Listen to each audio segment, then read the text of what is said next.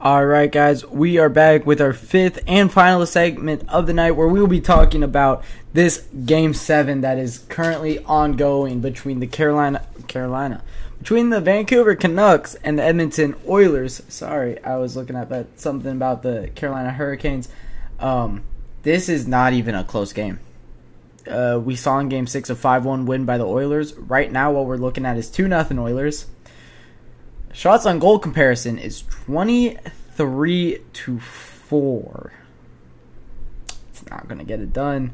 4 shots on net, and the Edmonton Oilers do score as we were taking that break. Ooh, wow, this game might be over, and we might be seeing the Oilers in their second Western Conference final in a row. Another fantastic postseason for Connor McDavid and Leon Draisaitl together. Yeah, this one's not close, guys. It's the Vancouver Canucks just absolutely laying down to the Edmonton Oilers. The Oilers up 2-0 once again in this Game 7 with 13:40 to go in the second period. They have gotten goals from, and we talked about it in Game 6, it was production from who? Connor McDavid, Leon Draisaitl. They're not even on the score sheet yet in this game. Cody Ceci gets his second of the postseason from Brent Kulak and Dylan Holloway. That's how they score their first goal. And then a little bit later in the second period, you have an Evan Bouchard goal. Of course, it's an Evan Bouchard goal from Ryan Nugent-Hopkins and Zach Hyman. Zach Hyman gained his third assist of the postseason. That's something we're going to want to see from him a little bit more, turned into more well-rounded offensive game instead of just being on the net, being able to make that other pass there. So, yeah, 2-0, 23-4 shots. This isn't on Shelovs. You need 4 shots on net. Try to wrap my head around this. Of course, I can't watch it, so I'm trying to picture what's happening, what's causing this, and the only thing that I can think about is not having Brock Besser. We talked about him earlier. He is one of the greatest forwards in the game right now, and not having him really sucks. So, I was going to talk about what the Canucks need to do, or what the Oilers need to do in this Game 7 if it was a close one. I thought that it would have been a little bit closer, but 2-0. Of course, 2-0 score-wise is close, but 23-4 shots, this is a rout. This is the Oilers kind of dominating them. So instead of that, I think what we're going to do is an on-the-fly adjustment here and talk about the Vancouver Canucks a little bit off-season wise. We're not going to go into a full off-season breakdown of them. But I am I'm wondering a little bit if they need to be worried. If they need to be worried this off-season. They have $25 million in cap space. Sorry. They have $25 million in cap space. Artur Shelovs and Casey DeSmith are both free agents. I think you move on from Casey DeSmith. Artur Shelovs has proved to be the more than serviceable backup for Thatcher Demko. And I think what we're going to see from these guys is more of a tandem next year, because Artur Shelovs has absolutely garnered the respect of the Vancouver Canucks and all their fan base. But moving on from them, the only defenseman that you really have on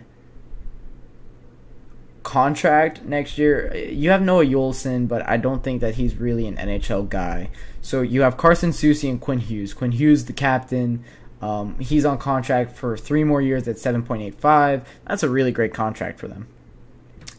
But yeah, Carson Soucy, Quinn Hughes are really your 2 defensemen, so you need 4 defensemen. Philip Bronik is probably going to sign for about $2 or $3 million. You have then Nikita Zadorov is probably going to be the other defenseman you decide to sign from these guys. Tyler Myers, Mark Friedman, and Ian Cole are all UFAs. Let them walk. You don't really need them. So you're going to need to find 2 defensemen. Then when it comes down to your forwards, you have Dakota Joshua, who has absolutely well-deserved pay raise. He's probably going to be around $4 million in his next contract. Elias Lindholm, who, if you're the Canucks, I think you want to keep. They have $25 million. Why not keep him?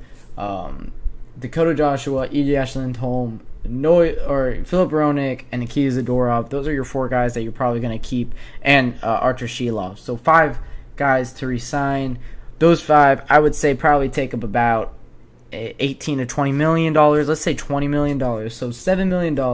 Now you need 2 bottom 2 defensemen, and you have 1, 2, 3, 4, 5, 6, 7, 8, 9, 10, 11. So three more skaters really with $7 million I think is plenty. They'll be fine, but it's still very disappointing. This team was amazing this year. One of the best in the entire... Oh, they're paying Oliver Ekman-Larsson a lot of money for a very long time. They're paying him $2.5 million next year, about $5 million in 25 through 27. That is a lot of money for a guy not on your team. So that's going to take up a lot of your cap space. That's why. Okay, I was looking at these, and they have a lot of great contracts. So that's a tough one. You're also paying Elias Pettersson $11.6 million for a very long time. He's paid through 2032, and he hasn't produced in this postseason. You're going to expect a lot more from him. Hopefully he could kind of turn it around in this game. The Canucks got another shot on goal. Woo. Now they're at 5. It's still looking very rough for them. So for the Vancouver Canucks, you have the money. Who they're going to get is a big question mark. I think to put this team over the edge, they need a little bit more scoring and depth, and they need a better power play, guys. When you're looking at the Vancouver Canucks, your power play is usually some mixture of Elias Pettersson, JT Miller, Brock Besser, Dakota Joshua, and Quinn Hughes. That's usually been their first line power play. And then your second line power play has been Carson Soucy, Elias Lindholm, Niels Höglander, Connor Garland, and Ilya Mikheyev is probably your 5th guy on those power plays. I think Ilya Mikheyev and Connor Garland, probably both of them, could be upgraded on the power play. So I think that this team does need a little bit of help here. Down in their what's the word I'm looking for? In their prospect pool, they do have Jonathan Lekkerimäki, who I believe is really good. They also have anybody else that really I love here in their prospect pool? Aturatu, sorry, that's how you pronounce his name. He's been really good, but we haven't seen him take the next step. Tristan Nielsen, who could be very good. You have Ty Mueller, who could be pretty good for them. So, I think they'll be fine here. I think the Canucks will be fine. It's still a very disappointing. It's still a very, very disappointing result here. 2-0. The last 2 games, they haven't shown any fight here after going up 3-2. This one, maybe not any fault of the Canucks. It's without Brock Besser. Nothing anybody could do about that. Blood clotting issues is a very big problem. I'd be very disappointed if I was the Vancouver Canucks. 2-0. It doesn't look like they have a little bit of life here. And that's how they're going to go out of this postseason. When they really... I really think that they thought that they had a chance against the Stars and making it to the Stanley Cup Final, being one of the only Stanley Cup Final. It's only one of the only teams Canadian teams to make the Stanley Cup Final since those 93 Montreal Canadiens. Of course, in 2021, the Montreal Canadiens made it to the Stanley Cup Final. But in that division, they only went up against other Canadian teams until the Final Four, so I don't really count that too much. So really, 93 was the last time a legitimate Canadian team made it to the Stanley Cup Final. So we'll see if the Edmonton Oilers can be the ones to do that, as it's very exciting for them. But yeah, Vancouver Canucks going out a little bit sorry in this one. I would be very disappointed if I was them. I believe the Dallas Stars are looking at this kind of excited because you know that they do match up very well against the Edmonton Oilers. We'll do a full series breakdown on that one if the Oilers do win this game on Wednesday. But with that being said, that will wrap it up for our Monday night podcast. It's great to be back from the weekend, guys. But with that all being said, thank you for tuning into the GSMC Hockey Podcast presented by the GSMC Sports Network. Your guys' support means the world to us, so please remember to subscribe to the show if you can and leave a positive review, like it, share it around if you can.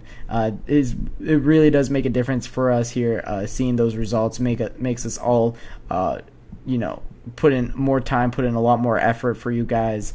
And then we also invite you to follow us on Facebook, Twitter, TikTok, and Instagram for more content and updates.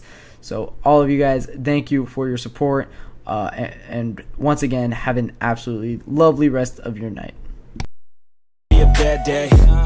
Yeah, I'm tired of shit, and the coffee ain't hit yet. Damn, ain't that great.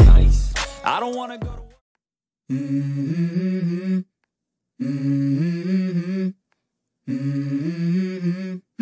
Let's go. I wake up to a little